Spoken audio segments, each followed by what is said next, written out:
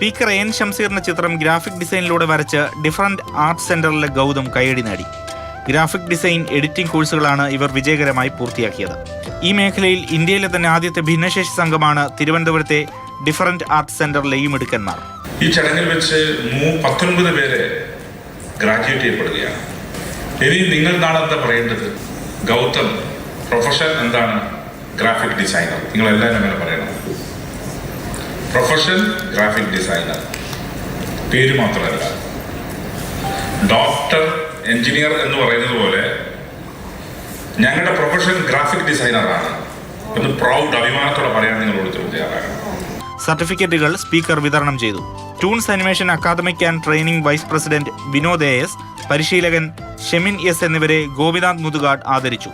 Different arts സെന്ററും ടൂൺസ് അനിമേഷൻസും സംയുക്തമായി സഹകരിച്ചുകൊണ്ട് 2024 മെയ്യിലാണ് image എന്ന പേരിൽ നൈപുണ്യ വികസന പദ്ധതി ആരംഭിച്ചത്.